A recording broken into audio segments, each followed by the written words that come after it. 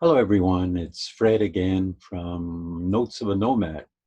It's been a little bit longer than normal between videos, mainly because I was having difficulty with Wi-Fi on the boat, and I would have to go off the dock on the shore to the laundry room, and the laundry room wasn't very video recording friendly. So now that I've got the Wi-Fi sorted out on the boat, I thought I'd better catch up and tell you what's been going on, what I've been doing. I'm sharing a picture of a man in a cap lamp from underground, and it allows me the opportunity to share the story that Marge said she wanted to hear about the ghosts when I worked on the gold mines.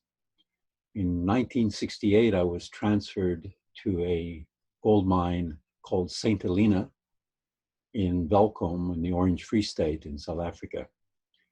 And I was replacing a shift boss who unfortunately had died in an underground accident in the section that I was now allocated to. In this case, it was a dangerous part of the mine, mainly I think because there was a lot of gold. It was probably one of the richest sections of the mine. And whoever put the gold there made sure it wasn't easy to get out. It was very fractured hanging, as we called the ceiling or the roof. And in fact, the shift boss who passed away had his boss, which was the mine captain, and the underground manager. And he was busy showing them. He said, "This is dangerous. This is not safe here." And as he was doing that, the hanging collapsed on him and killed him. Now, the story was that this particular shift boss was taking some of the rich gold of the rock out of the mine in his lunch box every day. And the miner who knew him said after that he would pass away, he went to his house and asked his wife, is there a trunk or something in the garage? And it was never found. So I wonder whatever happened to the gold this shift boss was taking.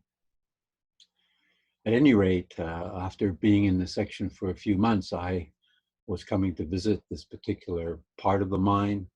I had 3 groups working for me as a shift boss in this particular section, or this stope as we called it. I came down from the drive, came up the gully, and then along one of the tracks.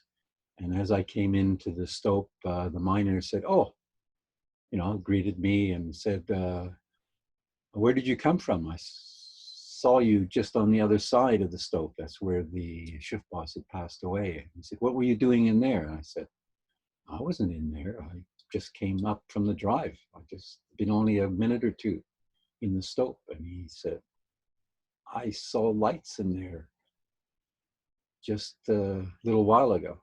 I said, "Well, it wasn't me."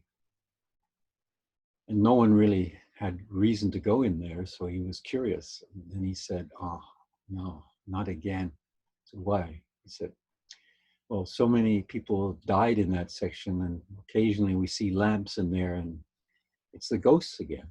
It can only be the ghosts."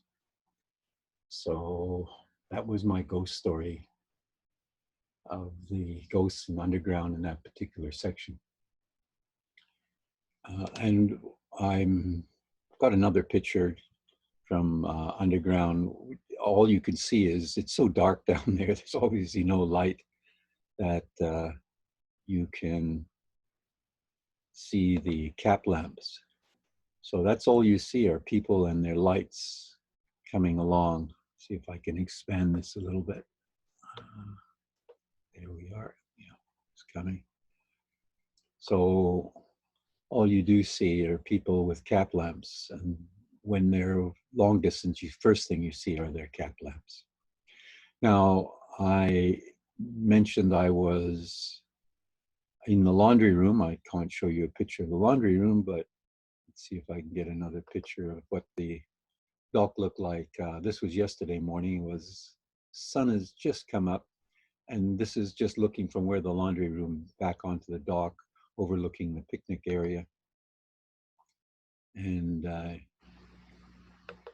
there was, as I was walking down to get back on the boat, there was a couple of sailboat and a dinghy on that particular part of the dock. So I just thought I'd show you where I was. Now, what I did last week, or one of the best things that happened, was I was working on the manuals for youth club with Ravi in Nepal. And we had a good session doing the layout and some of the content. And I suggested that we should review how we could use some surveys for children, because Ravi's interested in how to judge how the clubs are having impact on it. And there's a lady in Washington State by the name of Dr. Marilyn Price Mitchell. And she has some surveys called Compass Surveys for Children. And so we've set up a meeting with her this coming Thursday to discuss her using her Compass surveys with the youth clubs.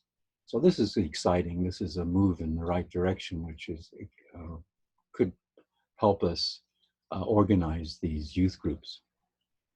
So those are the main things. I also had some contact with my children, ones in Vancouver, ones in Toronto, California, and also Australia. So they're just checking up, how's the old man doing?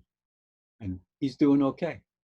The life on the boat is becoming a routine. I'm rowing every day. Competition for the Ancient Mariners. We're doing fine. There's only 4 days left. And because on the 15th of April, the month-long contest ends now. So that's what's been going on. Today's Easter Sunday, and I'll have a Zoom meeting with friends. We were supposed to meet face-to-face, but with the physical isolation or physical distancing, we will meet a Zoom meeting and exchange what we're having for dinner. My dessert, which would have normally been apple pie and ice cream, since there's no freezer on here on the boat, there's just a refrigerator. I'm going to have cinnamon buns and whipped cream. That's my dessert for Easter Sunday. So with that, I'll say goodbye, wishing you and your friends and your family lots of love and laughter. Until next time, from Notes of a Nomad, all the best. Bye for now.